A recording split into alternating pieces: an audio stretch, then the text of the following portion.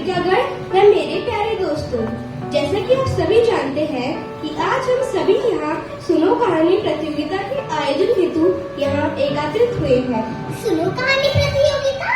हाँ, सुनो कहानी प्रतियोगिता, जिसमें आज हम अनेकों कहानियाँ सुनेंगे। अरे वाह, फिर तो बहुत मजा आने वाला है, क्योंकि मैं तो रोज अपनी दादी से कहानी सुनती हूँ।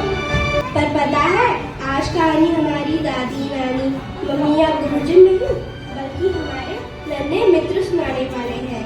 तो चलिए शुरुआत करते हैं प्रतियोगिता सुनो कहानी की। कहानियाँ सुनते हैं शेर, चीता, चिड़िया, राजा और रानी की। तो सबसे पहले आ रहे हैं कक्षा 5वीं के पद्मना पंडित और नित्या पंत अपनी कहानी लालच का फल लेकर।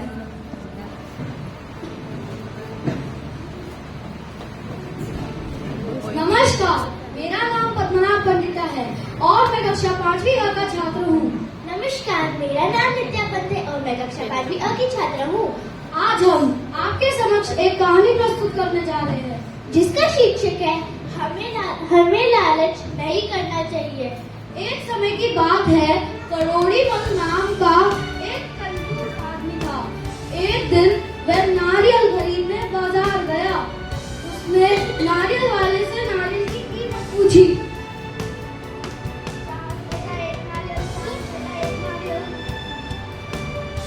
अरे नारियल वाले भैया, एक नारियल कितने का दिया?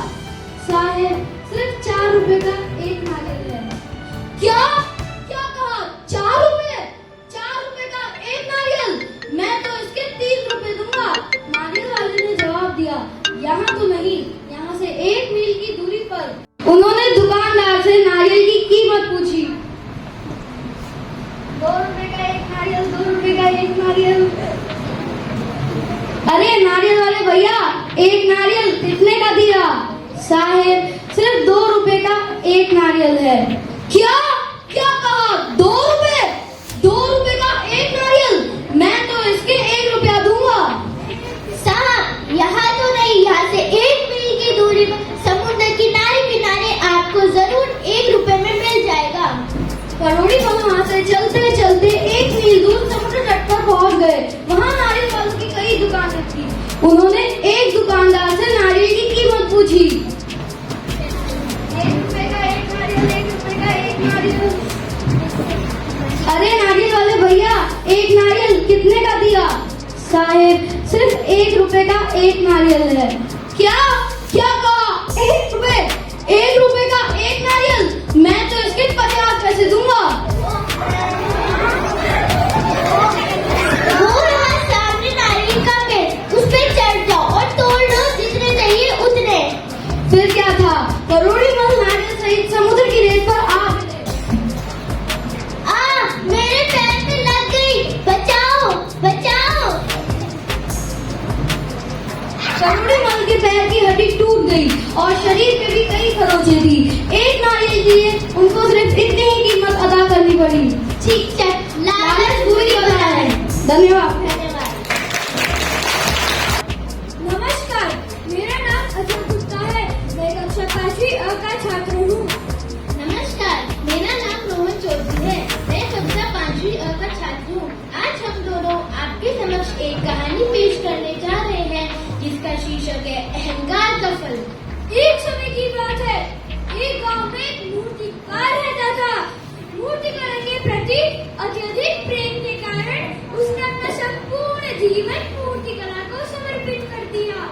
परिणामत में इतना पारंगत हो गया था कि उसकी बनाई हर मूर्ति जीवन प्रतीत होती थी।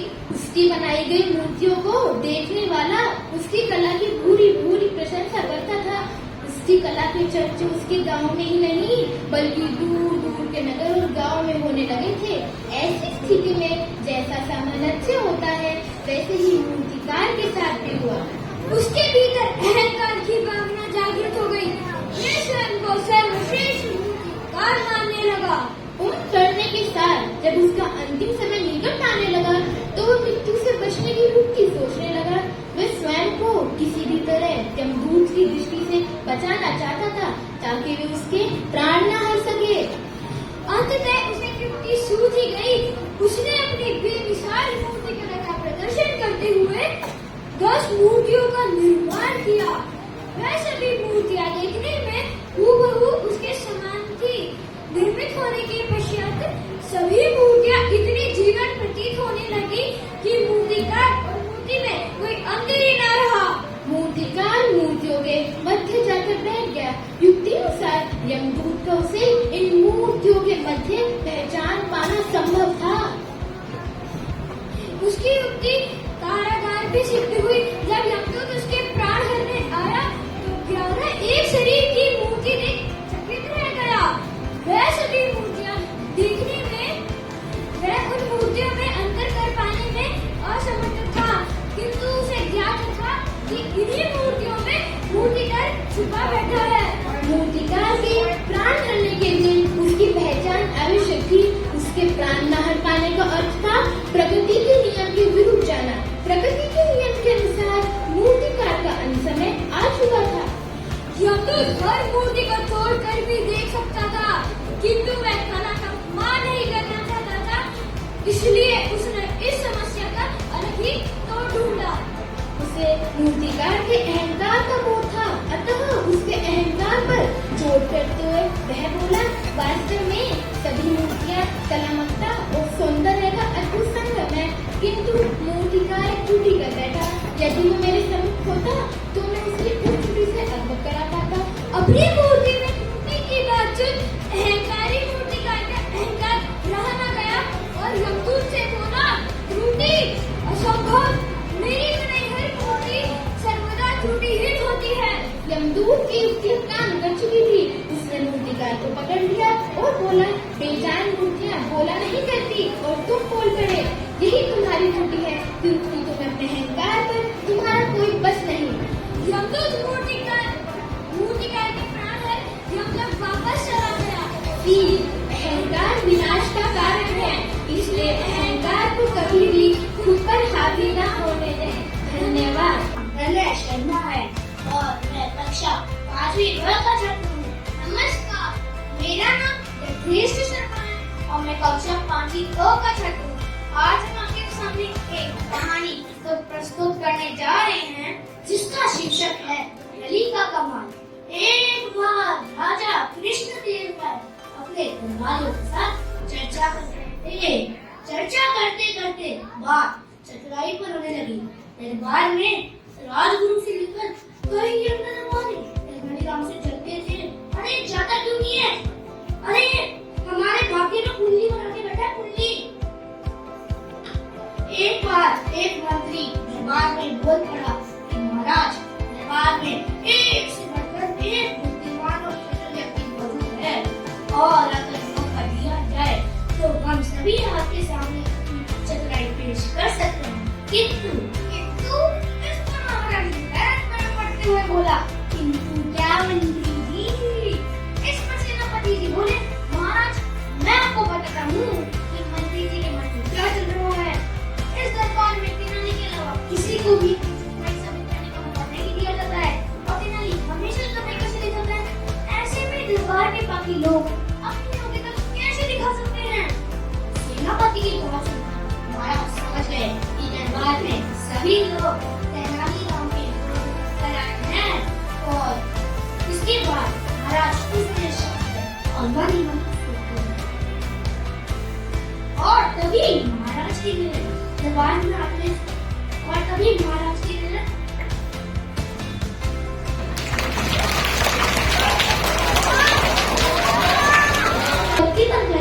धूपपति से महाराज को सभी दरबारियों की परीक्षा लेने का विचार आया। उन्होंने तुरंत कहा, आप सभी दरबारियों को अपनी चतुराई साबित करने का एक मौका तो जरूर दिया जाएगा और जब तक सभी दरबारी अपनी चतुराई साबित नहीं कर देते तब तक तेनाली बीच में नहीं आएगा। ये सुनकर सभी खुश हो गए। उन्होंने कहा, ठीक है महाराज, आप बताइए मैं क्या कहना होगा। महाराज ने धूपपति की तरफ इशारा करते हुए कहा कि मेरे लिए 2 हाथ धुआं लेकर आओ। जो भी यह काम कर पाएगा उसे तेनाली से भी अधिक बुद्धिमान समझा जाएगा। महाराज की बात सुनकर सभी चर्चा की गई कि ऐसा कैसे संभव है? क्या धुएं को भी नापा जा सकता है क्या? अपनी चतुराई पेश करने के लिए सभी ने अपना हाथ आजमाया पर कोई भी धुएं को नाप नहीं पाया। जैसे ही कोई धुएं को नापने की कोशिश करता, धुआं उनके हाथों से निकलकर उड़ जाता। सभी दरबारियों ने हार मानने के मुंह में से एक बोला कि महाराज, हमारे हिसाब से धुएं को नापा नहीं जा सकता, लेकिन अगर तेनाली ऐसा कर पाए तो हम उसे हमसे भी अधिक बुद्धिमान समझ लेंगे। किंतु अगर वैसा नहीं कर पाया तो आपको उसे हमारे जैसा ही समझना होगा। महाराज ने मुस्कुराते हुए बोला, क्यों तेनालीराम, तुम तैयार हो? तेनाली ने सिर झुकाते हुए कहा, महाराज, मैंने हमेशा आपकी आज्ञा का पालन करा है, इस बार भी जरूर करूंगा। तेनालीराम ने एक सेवक को बुलाया और उसके कान में कुछ कहा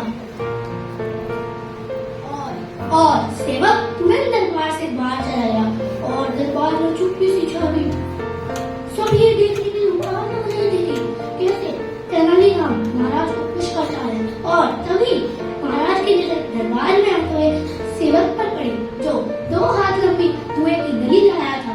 तेनाली ने उस नली का मुंह धूपबत्ती से निकलते धुएं पर रखा। थोड़ी ही देर में शीशे की पूरी नली धुएं से भर गई। तेनाली ने तुरंत उसके मुंह पर कपड़ा लगा दिया और महाराज की तरफ इशारा करते हुए कहा, महाराज, ये लीजिए 2 हाथ धुआं। महाराज के मुंह पर मुस्कान छा गई। उन्होंने तुरंत तेनाली से नली लेते हुए दरबारियों की तरफ देखा।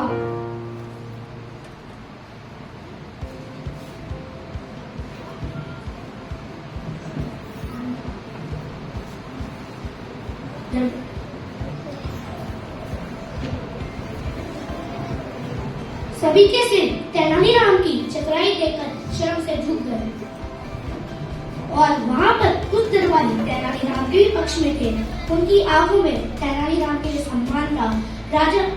तभी राजा बोले कि अब तो आप सभी समझ ही गए होंगे कि तेनालीराम की बराबरी करना कोई संभव बात नहीं। और इस कहानी से हमें यह सीख मिलती है कि हमें दूसरों की चतुराई की इज्जत करनी चाहिए और किसी की भी बुद्धिमत्ता से जलना नहीं चाहिए। धन्यवाद।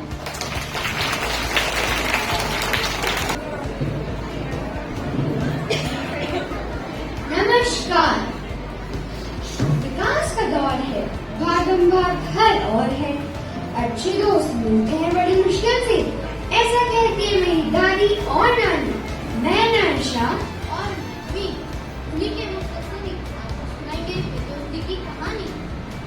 कस्बे की उस गली में रहने वाले लोग सुबह घर से काम के लिए निकलते थे। विपिन और नितिन भी सुबह घर से निकलते और शाम को ही घर वापस आते।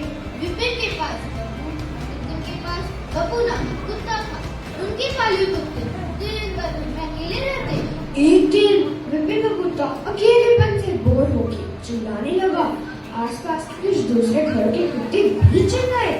एक घर में फ्रेंड थे। वे भी बाहर निकल आए देखने के लिए कि क्या हुआ है, कुत्ते क्यों चिल्लाए हैं, पर किसी को कुछ समझ नहीं आया। एक दिन विपिन का कुत्ता कुछ उस तरह चिल्लाया जैसे उसे कुछ दर्द हो रहा हो। इस दिन नितिन कुत्ते से रहा नहीं गया। वो अपने घर से बाहर निकला और विपिन के घर तक पहुंच गया। लेकिन वह विपिन के घर के भीतर नहीं जा सका। बाहर के गेट के पास भी बब्बू और बाहर बब्बू दोनों ने एक दूसरे को देखा और अपनी पूंछ हिलाई। दोनों दोस्त बन गए। अब तो मौका मिलते ही बब्बू के घर पहुंच जाता। वह एक साथ मिलते, खेलते और अपने घरों की रखवाली भी करते। इस तरह दोनों में संबंध गहरे होते गए। एक दिन बाजार में नितिन ने विपिन के बारे में कुछ लोगों को भड़का दिया। हालांकि विपिन ने कुछ नहीं किया था। विपिन को गुस्सा तो बहुत आया, लेकिन विपिन ने बाजार में झगड़ा नहीं किया। शाम को नितिन के घर उसे आता देख नितिन एक तरफ छुप गया और बब्बू को विपिन की तरफ जाने का इशारा कर दिया। बब्बू तेजी से विपिन की ओर भागा। ऐसा लगा उसके ऊपर हमला करेगा, पर यह क्या, वो तो उसके पास जाते ही रुक गया। उसे सूंघा और अपनी पूंछ चिल्लाई। अचानक उसे लिपट भी गया। यह देखकर विपिन के भीतर से देख दोनों हैरान रह गए। बब्बू के इस व्यवहार से हैरान विपिन जिससे कुछ कहीं बिना ही वापस आ गया। अंदर नितिन यहाँ सोचने लगा, क्या कैसे हुआ, बब्बू ने उस विपिन को अपना दोस्त कैसे बना लिया। हो सकता है जब वह बाहर जाता होगा तो विपिन मेरे घर आके बब्बू को खाना देता होगा। इस तरह में दोस्ती हो गई। यह तो गलत है। यह करने के लिए मैं घर की ओर चल पड़ा। उस समय मैं किसी काम में व्यस्त था, इसलिए घर के बाहर नहीं आ सका। पर विपिन का डब्बू बाहर आ गया। वो नितिन को देखते ही भौंकने वाला था कि रुक गया और उसका अपनी पूंछ हिलाई। यह देखकर नितिन हैरान है गया और जब विपिन बाहर आया तो नितिन उसे कुछ कह ही नहीं पाया। क्यों आए हो मेरे घर? आया तो तुमसे झगड़ा करने, शिकायत करने, पर तुम्हारे डॉगी के मित्र ने बहका कर मारकर मुझे हैरान कर दिया। विपिन बोला, कल शाम मेरे साथ भी ऐसा हुआ था और उनके व्यवहार से मैं अभी तक हैरान हूँ। वे दोनों ऊंची आवाज में बात कर रहे थे। पड़ोस में रहने वाले बुजुर्ग ने उनकी बात सुन ली। वे दोनों को जानते थे और ये भी जानते थे कि दोनों मस्ती नहीं है। वह दोनों के पास आए और बोले, ताकि तुम हैरान ना हो, तुम्हारे डॉगी मित्र हैं, वह तुम्हारे साथ खेलते हैं और तुम्हारे घर की रखवाली भी करते हैं जब तुम जाते हो। वो रुक जाते हैं अकेले से। उन्होंने आपस में दोस्ती कर इस अकेलेपन से बचने का रास्ता निकाल लिया है। दोनों दिन में मिलते हैं, खेलते हैं। हो सकता होगा, पर यह कैसे मुमकिन है? वह दोनों दोस्त कैसे बन गए? यह अजीब बड़ी समझदार प्राणी होते हैं। यह केवल शक्ल से ही नहीं बल्कि लोगों की गंध से भी पता लगा लेते हैं। जब तुम घर आते हो, तुम्हारे डब्बू तुमसे निपटते हैं। उनके शरीरों की गंध तुम्हारे में रह जाती है। डब्बू की गंध विपिन को सूंघने से भी। विपिन ने एक दूसरे की तरफ देखा पर कुछ नहीं बोला। दिन में ही वो अपने मित्र की गंध पाते हैं, वो उसे भी अपना मित्र बना लेते हैं।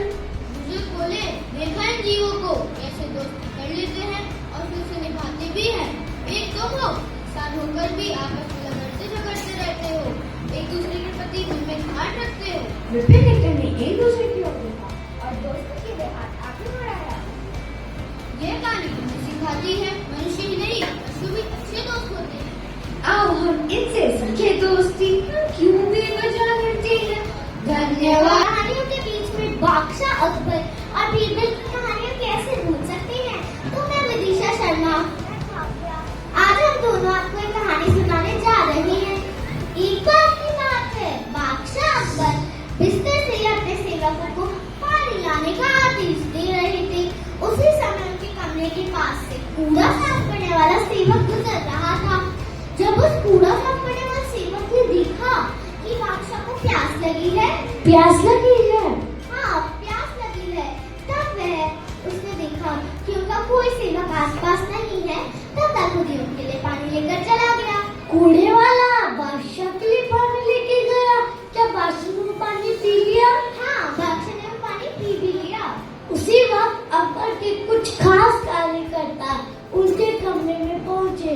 उन्होंने जब देखा उनके कमरे में कूड़ा साफ करने वाला सेवक खड़ा है तो उन्हें उसे तुरंत बाहर जाने के लिए कहा।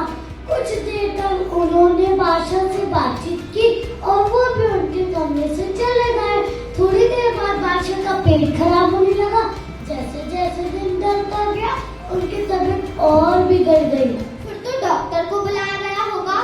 अरे नहीं, पहले के जमाने में डॉक्टर नहीं वैद्य होते थे, वैद्य। फिर तो बादशाह को करते करते औषधियाँ भी खानी पड़ी होंगी। हाँ वही तो, फिर भी औषधियों का कोई असर नहीं था। तभी वैद्य राज ने ज्योतिष बुलवाने का आदेश दिया। ज्योतिष ने बताया कि बादशाह आप पे किसी मनुष्य व्यक्ति का साया पड़ गया है, साया। ये बात सुनकर बादशाह सोच में पड़ गए। किसी मनुष्य इंसान के साया मुझ पे पड़ी ही नहीं, बस कूड़ा साफ करने वाले का लाया हुआ पानी तो मैंने पिया था। इतना सोचकर बादशाह ने उस नौकर को मौत की सजा सुना दी और जेल में भी डालने का आदेश दिया। कुछ देर बाद इस आदेश के बारे में बीरबल को पता चला। वो तुरंत उस कर्मचारी के पास पहुंचे और कहा, तुम चिंता मत करना, मैं तुम्हें किसी न किसी तरकीब से बचा ही लूंगा। इतना कहते वो तुरंत बादशाह के पास पहुंचे और कहा, बादशाह ये आपको क्या हुआ है?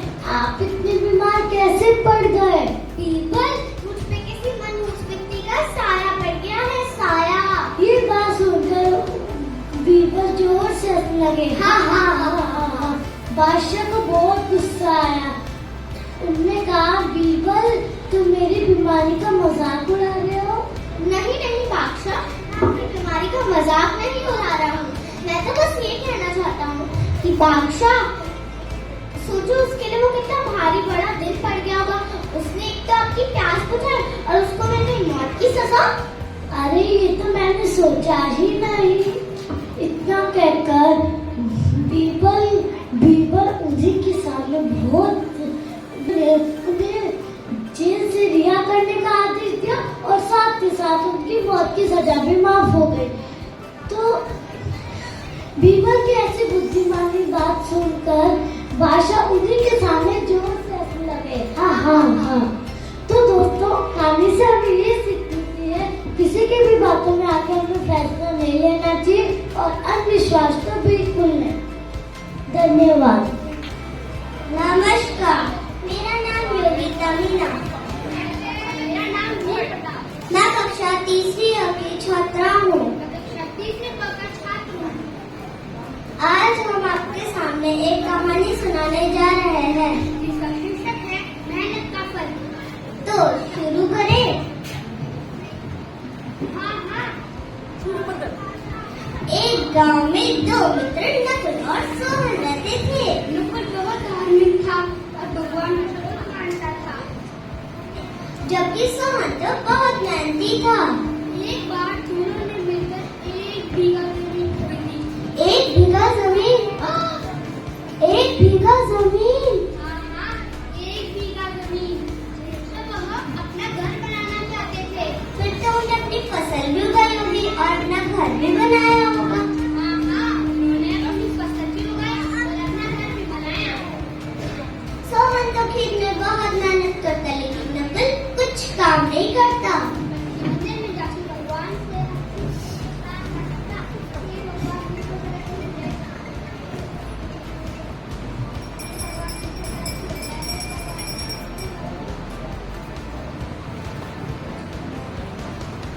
इसी तरह समय बीतता गया।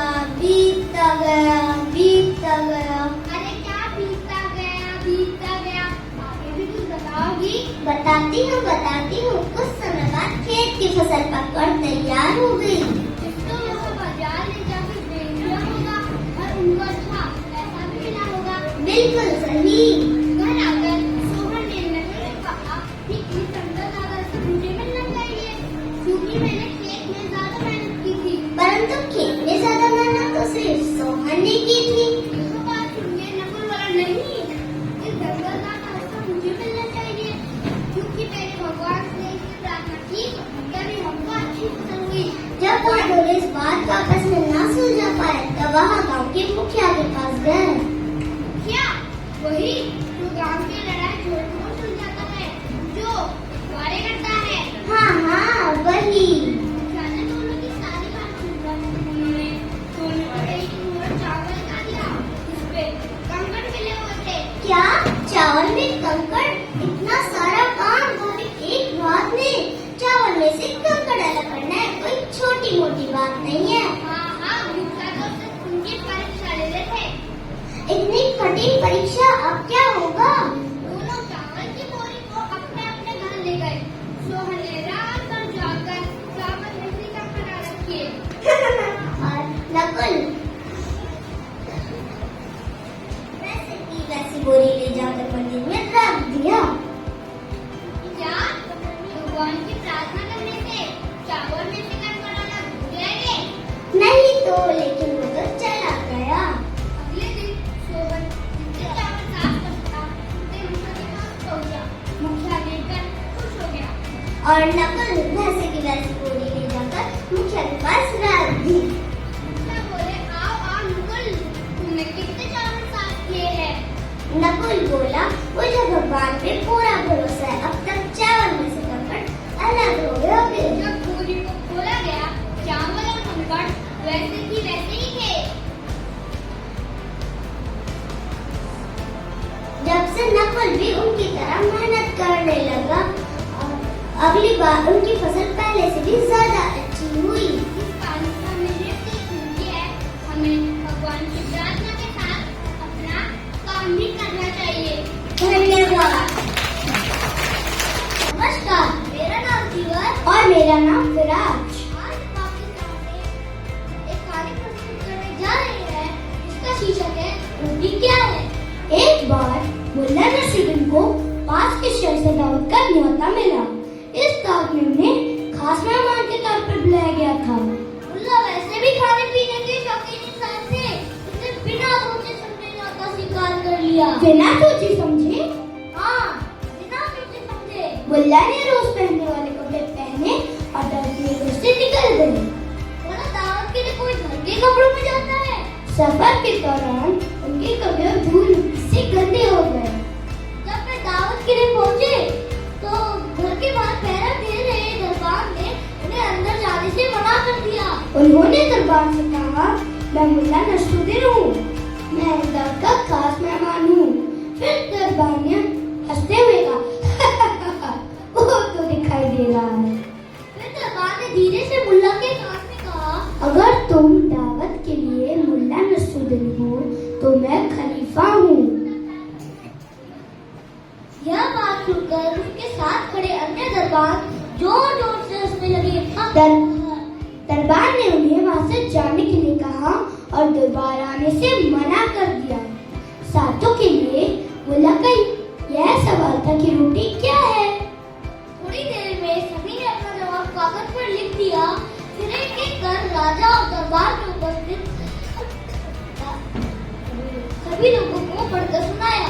पहले व्यक्ति ने अपने जवाब में लिखा, रोटी एक तरह का खाना है। दूसरे व्यक्ति ने लिखा, रोटी पके हुए आटे और पानी का मिश्रण है। तीसरे ने जवाब में लिखा, यह भगवान का वरदान है। चौथे ने जवाब में लिखा, रोटी पके हुए आटे में लौटा है। पांचवें ने जवाब में लिखा, इसका जवाब इस बात पर निर्भर करता है रोटी से आपका अभिप्राय क्या है। छठवें ने जवाब में लिखा, रोटी पौष्टिक तत्वों से समृद्ध है। आखिर में सातवें ने जवाब में लिखा, रोटी के बारे में कुछ कहा नहीं जा सकता। सभी के जवाब के बाद मुल्ला ने कहा, जो लोग रोटी को लेकर इतने ज्ञानी और गुणी लोगों का मत एक समान नहीं है, तो वह किसी विषय पर निर्णय देने के लिए मत कैसे हो सकते हैं। यह सभी लोग मिलकर ये निर्णय कैसे ले सकते हैं कि मैं लोगों को गलत बातें बता रहा हूँ। फिर मुल्ला ने राजा से कहा, क्या आप महत्वपूर्ण विषयों पर परामर्श और निर्णय देने का अधिकार ऐसे लोगों को दे सकते हैं जो रोज रोटी खाते हैं लेकिन इसे लेकर एक मत नहीं है। फिर मुल्ला नसरुद्दीन ने आगे कहा, जो लोग किसी विषय पर एक मत नहीं हो सकते वो कैसे कह सकते हैं कि मैं लोगों को भ्रष्ट करता हूँ। इस कहानी से हमें यह सीख मिलती है कि किस विषय पर अपना मत रखने से पहले उसके बारे में पूरी जानकारी होना जरूरी है। धन्यवाद। ले जा रहे हैं जिसका शीर्षक है दो घर एक फूटा हुआ घड़ा। एक गांव में रामू नाम का किसान रहता था। वह खेती कर ही गुजारा चलाया करता था। वह एक दिन अपने खेत के लिए बीज लेने शहर गया। तभी उसकी नजर दो घड़ों पर पड़ी। वह देखने में काफी अच्छे लग रहे थे। इनको ले जाकर मैं नदी से भी ज्यादा पानी ला सकूंगा। यह देखकर किसान ने उन पर दोनों घड़े खरीद लिए और वहाँ से चला गया। उसने अगले दिन एक रस्सी की सहायता से उन दोनों घड़ों को डंडे पर बांध दिया और वहाँ से चला गया। उसने नदी से पानी भरा और घर आ गया। ये क्या, एक घड़े में पूरा पानी और एक में आधा? घड़ा फूटा हुआ है। यह देखकर किसान ने तुरंत उन दोनों घड़ों का पानी एक बड़े से बर्तन में डाल दिया। उसने अगले दिन भी ऐसा ही किया। मैं किसी काम का नहीं, मैं रोज रास्ते में ही आधा पानी गिरा देता हूँ, फिर भी मालिक मुझे रोज नदी पर ले जाते हैं। मालिक, मैं किसी काम का नहीं, फिर भी आप मुझे रोज नदी पर ले जाते हैं। मैं आपकी मेहनत खराब कर रहा हूँ, आप मुझे यहीं छोड़ दीजिए। तुम अपने आप को बेकार मत समझो, तुम मेरे साथ चलो, मैं तुम्हें कुछ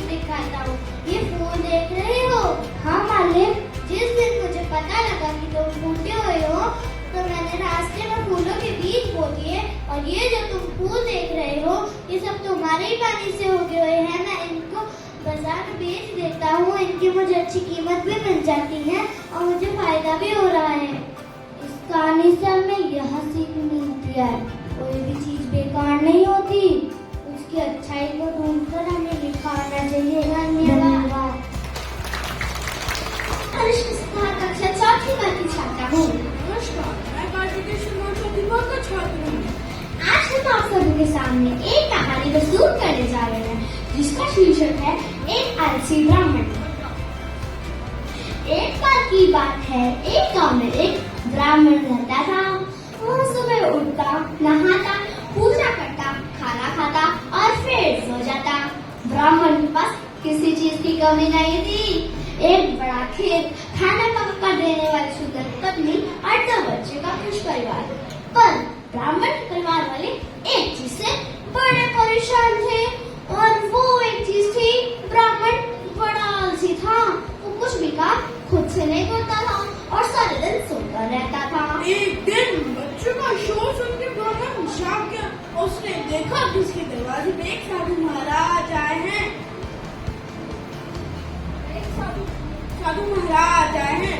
ब्राह्मण और उसकी पत्नी ने साधु महाराज का स्वागत किया, उनको भोजन करवाया। भोजन के बाद ब्राह्मण ने साधु की खूब सेवा की। सेवा से प्रसन्न हुआ। साधु ने वरदान मांगने लगा। वरदान में ब्राह्मण ने मांगा, हे साधु, मुझे कोई काम न करना पड़े, मेरा काम कोई और ही कर दे। यह सुनकर साधु ने उसे वरदान दिया।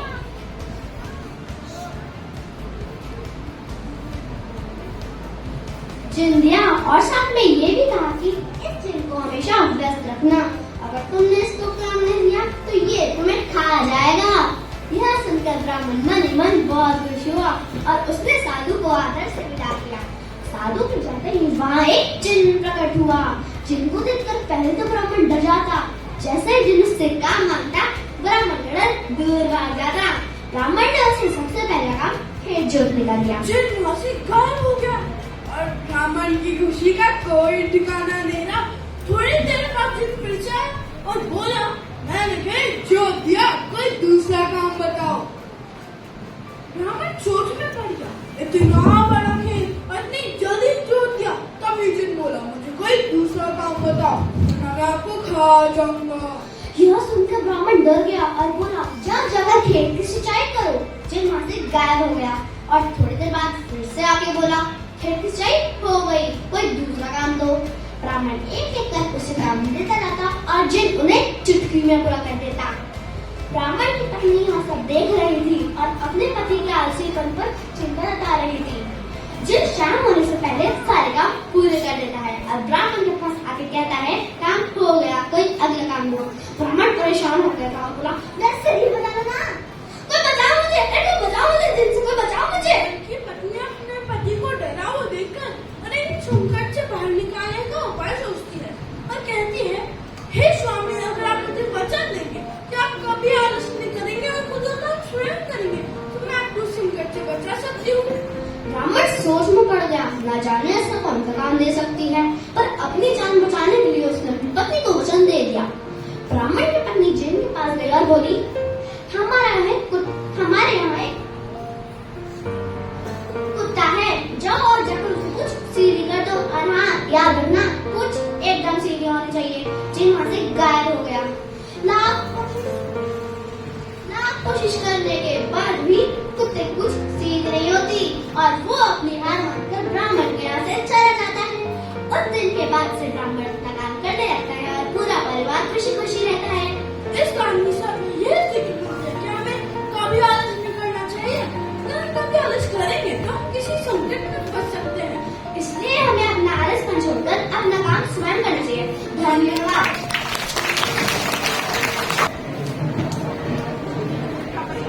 नमस्कार, मेरा नाम शानी खान है। मैं कक्षा चौथी की छात्रा हूँ। नमस्कार, मेरा नाम अनुराग है। मैं कक्षा चौथी का छात्र हूँ। हमारी कहानी का शीर्षक है आज ही क्यों नहीं। एक बार की बात है, एक शिष्य अपने गुरु का बहुत आदर सम्मान किया करता था। गुरु भी अपने इस शिष्य से बहुत स्नेह करते थे, लेकिन वह शिष्य अपने अध्ययन के प्रति आलसी और स्वभाव से दीर्घ सूत्री था। हमेशा आज के काम को कल के लिए छोड़ दिया करता था। हम गुरु जी चिंतित रहने लगे कि कहीं उनका यह शिष्य जीवन संग्राम पर आदित न हो जाए। आलस्य में व्यक्ति को अकामन्य बनाने की पूरी सामर्थ्य होती। ऐसा व्यक्ति बिना परिश्रम की फलों की कामना करता है। वह श्री निर्णय नहीं लेता और यदि ले भी लेता है तो उसे पूर्ण नहीं करता। यहाँ तक कि वह अपने पर्यावरण के प्रति सजग नहीं रहता और भाग्य द्वारा प्रदत्त किए गए अवसरों का लाभ उठाने की कला ही प्रवीण हो पाता है। उन्होंने मन ही मन अपने शिष्य के कल्याण के लिए एक योजना बनाई। एक दिन एक काले पत्थर का उसके हाथ में देते हुए गुरु जी ने कहा, मैं यह जादुई पत्थर तुम्हें 2 दिन के लिए दे रहा हूँ। मैं कहीं दूसरी गाँव जा रहा हूँ। जिस भी लोहे की वस्तु को तुम इससे स्पर्श करोगे वो स्वर्ण में परिवर्तित हो जाएगी। लेकिन याद रखना, दूसरे दिन सूर्यास्त के बाद मैं तुमसे यह वापस ले लूंगा। शिष्य इस अवसर को पाकर बड़ा प्रसन्न हुआ, लेकिन आलसी होने के कारण उसने अपना पहला दिन यह कल्पना करते करते बिता दिया कि जब उसके पास बहुत सारा स्वर्ण होगा तब वह कितना सुखी, समृद्ध, संतुष्ट रहेगा। इतने लोग उठाकर होंगे कि पानी पीने के लिए भी नहीं उठना पड़ेगा। फिर दूसरे दिन जब वह प्रातः काल जागा तो उसे अच्छी तरह से याद था कि आज उसका स्वर्ण पाने का दूसरा और अंतिम दिन है। उसने मन में ठान ली कि आज वह गुरु जी द्वारा दिए गए जादुई पत्थर का जरूर लाभ उठाएगा। उसने निश्चय किया कि आज वह बाजार से लोहे के बड़े बड़े सामान लेकर आएगा और उन्हें स्वर्ण में परिवर्तित कर देगा। दिन बीतता गया, लेकिन मैं इसी सोच में बैठा रहा कि जब उसके पास जब बाद में जाकर सामान ले आऊंगा। और अब उसने सोचा कि अब तो दोपहर के भोजन के पश्चात ही सामान लेने निकलूंगा। पर भोजन के पश्चात उसे विश्राम करने की आदत और उसने बजाय मेहनत करने के थोड़ी देर विश्राम करना उचित समझा और आलस्य से परिपूर्ण उसका शरीर नींद की गहराइयों में खो गया। और जब वह उठा तो सूर्यास्त होने को था। फिर अब वह जल्दी बाजार की ओर भागने लगा, पर रास्ते में ही उसे गुरुजी मिल गए। उनको देखते ही वह उनके चरणों में गिरकर उनसे एक दिन और अपने पास जादुई पत्थर रखने की याचना करने लगा। लेकिन गुरुजी नहीं माने और उससे वह जादुई पत्थर वापस ले गया और उस शिष्य का धनी होने का सपना चूर हो गया। पर इस घटना की वजह से शिष्य को एक बहुत बड़ी सीख मिल गई। उसे अपने आलस्य पे पछतावा होने लगा और उसे समझ आ गया कि आलस्य उसके जीवन का एक अभिशाप है। और उसने प्रण लिया कि वो कभी भी काम से दिन नहीं चुराएगा और एक कर्मठ, सजग और सक्रिय व्यक्ति बनकर दिखाएगा। मित्रों, जीवन में हर किसी को एक से बढ़कर एक अवसर मिलता है, पर कई लोग अपने आलस्य के कारण इसे गवा देते हैं। इसलिए मैं आपसे यही कहना चाहता हूँ कि यदि आप सफल, सुखी, भाग्यशाली अथवा महान बनना चाहते हैं तो आलस्य को त्याग कर अपने अंदर कष्ट साध्य, श्रम, सतत जैसे गुणों को विकसित कीजिए। और जब कभी आपको अपना कोई आवश्यक काम टालने का विचार है तो अपने स्वयं से एक प्रश्न कीजिए, आज ही। नमस्कार, मेरा नाम है रमेश शर्मा। मैं कक्षा 4वीं में पढ़ता हूँ। नमस्कार, मेरा नाम कश्मीर काकड़िया। मैं 4वीं में पढ़ता हूँ। आज हम आपको एक कहानी सुनाने जा रहे हैं जिसका शीर्षक है पंडित जी का बुद्धिमान पुत्र। एक समय की बात है, एक दिन राज्य के राजा ने पंडित जी को दरबार में बुलाया। पंडित जी दरबार में आए। राजा ने उनसे कई विषयों पर बहुत गहरी चर्चा की। चर्चा समाप्त होने के बाद जब पंडित जी जाने लगे तो राजा बोले, पंडित जी, आप आज्ञा दे दो मैं आपसे बात पूछूं। पूछिए राजन। आप इतने बुद्धिमान हैं, आपको पुत्र इतना मूर्ख क्यों है? ये सुनकर पंडित जी को बहुत बुरा लगा और वे बोले, आप ऐसा क्यों कह रहे हैं राजन? उसे इतना नहीं पता कि सोना भी मूल्यवान है कि चांदी। ये सुनकर सारे दरबार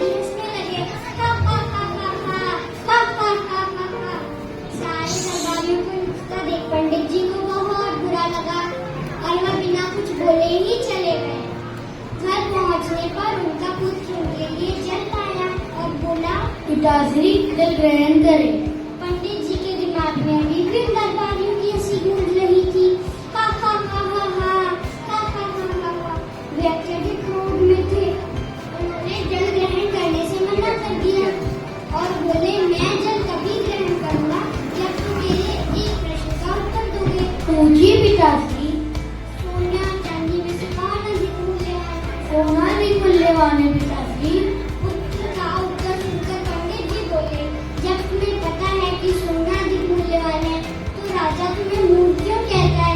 वे कहता है तुम्हें तो सोने और चांदी के मूल्य का ज्ञान ही नहीं है। पंडित जी की बात सुनकर पुत्र सारा मार्जन हो गया। पिताश्री, जिस रास्ते से मैं विद्यालय जाता हूँ उस रास्ते के किनारे राजा अपना दरबार लगाते हैं। वह कई बुद्धिमान, कई ज्ञानी, कई विषय पर बहुत गहरी चर्चा करते हैं। भाषण से जाते थे राजा अपने पास बुलाते हैं। अपने एक हाथ में सोना, अपने एक हाथ में चांदी का सिक्का रखते कहते हैं, तुम्हें जो मूल्यवान लगे वो उठा लो। मैं चांदी का सिक्का उठा लाता, वह लोग उस पर परिवार करते और हंसने लगते हैं। मैं वहां से चुपचाप चला आता हूँ। पंडित जी बोले, जब तुम्हें पता है कि सोना अधिक मूल्यवान है तो तुम सोने का सिक्का उठाया करो। क्यों अपने आप को उनकी दृष्टि में मूर्ख साबित करते हो? तुम्हारी वजह से मुझे भी अपमानित होना पड़ता है। पुत्र हंसते और आइए पिताश्री मेरे साथ अंदर चलिए, मैं आपको कारण बताता हूँ। वे पंडित जी को एक कक्ष के अंदर लेकर गया। वहाँ एक कोने में एक संदूक पड़ा था। पुत्र ने संदूक खोला। संदूक के अंदर बहुत सारे चांदी के सिक्के थे। ये देखकर पंडित जी आश्चर्यचकित रह गए और बोले, ये सब कहाँ से आया तुम्हारे पास? पुत्र ने उत्तर दिया, राजा तुम मुझे रोकना, आपने सोने और चांदी का सिक्का रखना तो प्रश्न पूछना एक खेल बन गया। वे अक्सर मेरे साथ खेला करते और मैं चांदी का सिक्का उठा लाता, उनसे ये संदूक भर गया। दिन मैं सोने का सिक्का उठा लाया और दिन मेरे लिए समाप्त हो जाएगा, इसलिए मैं कभी सोने का सिक्का नहीं उठाता। पुत्र की बात पंडित जी को समझ तो आ गई, किंतु वे पूरी दुनिया को बताना चाहते थे कि उनका बेटा मूर्ख नहीं है। इसलिए वे उससे राजा के दरबार में लेके गए। पुत्र ने राजा को सारी बात बताई कि वे जानते हुए भी चांदी का सिक्का ही क्यों उठाता है। पूरी बात जानकर राजा बहुत प्रसन्न हुआ। सोने के सिक्कों से बड़ा संदूक मंगवाया और पंडित जी के पुत्र को देते हुए कहा, असली विद्वान तो तुम निकले। हमें इस कहानी से ये सीख मिलती है, कभी भी अपने सामर्थ्य का दिखावा मत करो, कर्म करके चलो। जब वक्त आएगा तो पूरी दुनिया को पता चलेगा आप कितने सामर्थ्यवान हैं। उस दिन आप सोने की तरह चमकेंगे और पूरी दुनिया का सम्मान करोगे। धन्यवाद।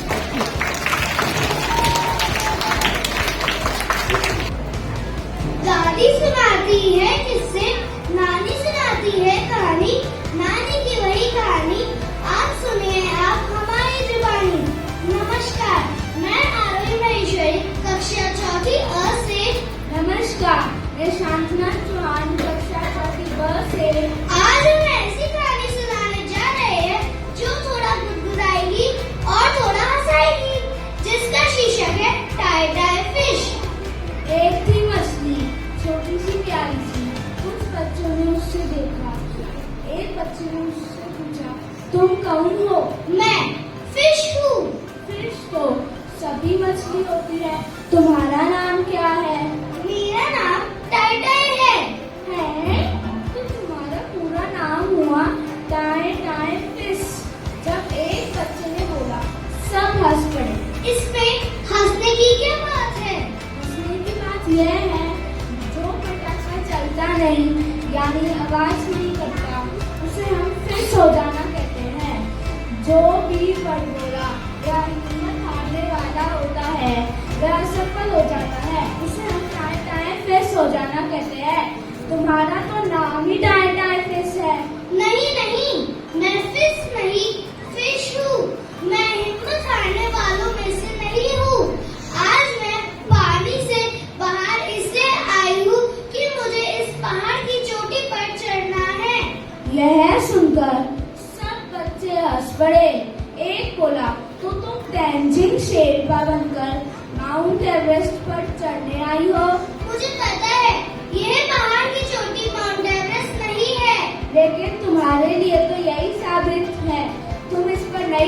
सकोगी। मैं तुम्हें इस पर चढ़कर दिखाऊंगी। नन्ही मछली ने पहाड़ पर चढ़ना शुरू किया। वह थोड़ी सी ऊपर चढ़ी तो फिसलकर नीचे ही गिर पड़ी। यह देखकर सब बच्चे हंस पड़े, लेकिन फिश ने अपनी कोशिश नहीं छोड़ी। उसने हवा में एक पत्ते को उड़ते हुए देखा। उसने पत्ते से कहा, मुझे अपने साथ उड़ा ले चलो, मुझे पहाड़ की चोटी पर चढ़ना है।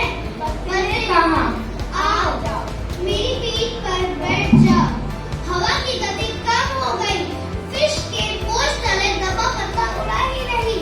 यह देखकर सब बच्चे हंस पड़े, लेकिन फिश ने अपना इरादा नहीं छोड़ा।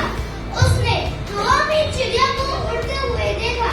उसने चिड़िया से कहा, सुनो सुनो, मुझे पहाड़ की चोटी पर चढ़ना है, मुझे अपने साथ उड़ा ले चलो।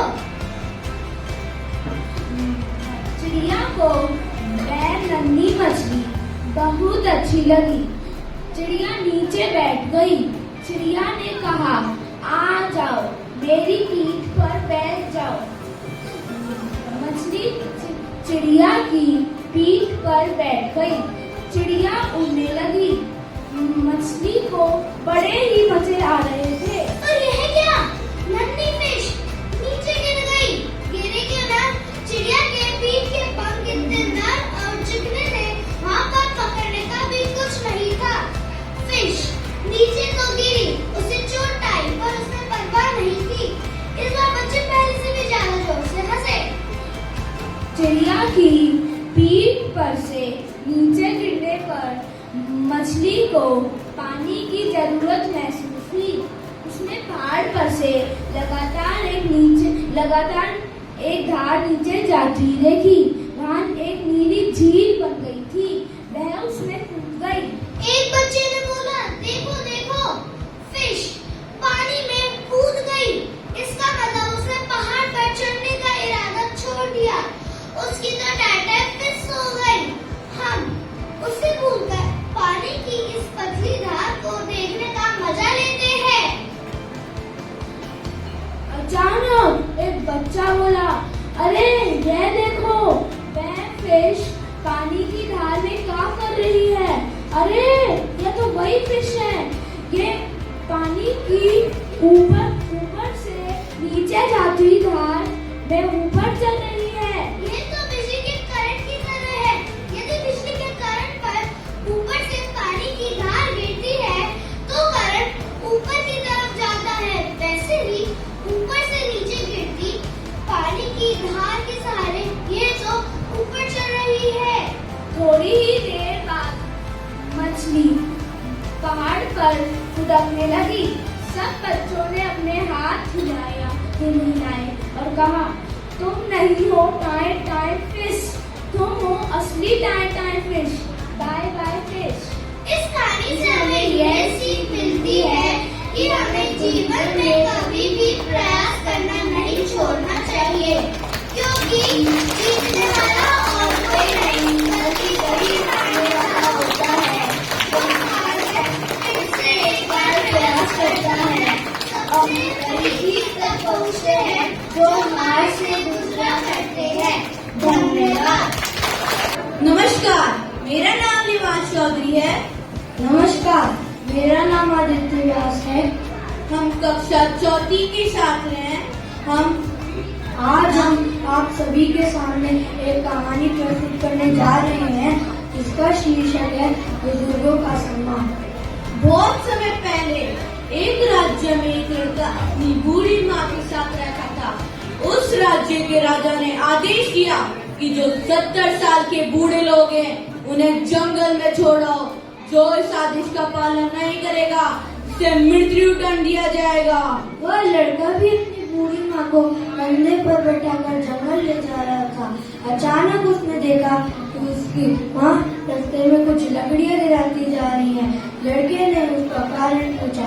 माँ ने कहा, बेटा, जब तुम मुझे जंगल छोड़कर घर लौटोगे तो मैं रास्ता न भूल जाओ। माँ की यह बात सुनकर लड़के की आंखें भर आई। उसने निश्चय किया कि वो अपनी बूढ़ी माँ को अपने साथ रखेगा।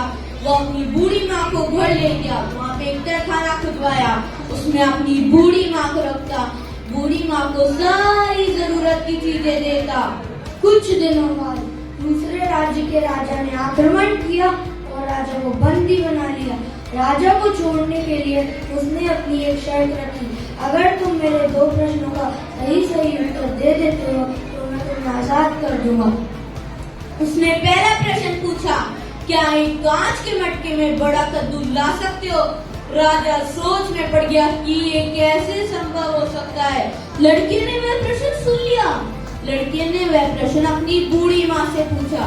बूढ़ी माँ ने कहा, बेटा थोड़े से पानी, एक कांच के मटके में थोड़ा पानी लो, उसमें मिट्टी डालो और एक कद्दू के बीज डाल लो, कुछ दिनों बाद बड़ा कद्दू उगाएगा। लड़के ने वैसा ही किया जैसी माँ ने कहा और कुछ दिनों बाद बड़ा कद्दू उगाया। लड़के ने वह कांच का मटका बंदी राजा को दिखा दिया और बंदी राजा ने वह कांच का मटका राजा को दिखा दिया, तो उसका पहला प्रश्न सही हो गया। दूसरा प्रश्न पूछा, 2 एक जैसी दिखने वाली गायों में से कैसे पता चलेगा कि माँ कौन है और बेटी कौन है? बंदी राजा फिर सोच में पड़ गया। लड़के ने वो प्रश्न सुन लिया। वही प्रश्न उसने जाकर अपनी बूढ़ी माँ से कहा। माँ ने कहा, बेटा दोनों गायों के सामने चारा डाल देना, जो पहले खाए वो बेटी है और जो बाद में खाए वो माँ है, क्योंकि माँ हमेशा बच्चों को खिलाने के बाद ही खाती है। वह उत्तर लड़के ने बंदी राजा को बता दिया। राजा ने वो प्रश्न दूसरे राजा को बता दिया। लड़के का दूसरा प्रश्न भी सही हो गया। तो राजा ने बंदी राजा को छोड़ दिया। राजा ने लड़के से पूछा कि तुमने इन सारे प्रश्नों का उत्तर कहाँ से बोला? लड़के ने डरते डरते बोला, अगर आप मुझे वचन दें कि आप मुझे मृत्युदंड ना दें तो ही मैं आपको बता सकता हूँ। तब लड़के ने बताया कि उसने अपनी बूढ़ी माँ को जंगल नहीं छोड़ा था, उसने अपने साथ ही रखा था। उसने ही मुझे सारे प्रश्नों के उत्तर बताए। तब राजा को बात समझ आई और उसे पछतावा हुआ। फिर उसने आदेश दिया, जितने भी बुजुर्गों को जंगल छोड़ा गया था उन्हें जंगल से वापस ले आओ। तो हमें इस कहानी से ये शिक्षा मिलती है कि बड़े बुजुर्ग हमारा मार्गदर्शन करते हैं, हमें उन्हें अपने साथ रखना चाहिए, हमें उनकी सेवा करनी चाहिए, सदैव उनका सम्मान करना चाहिए। धन्यवाद।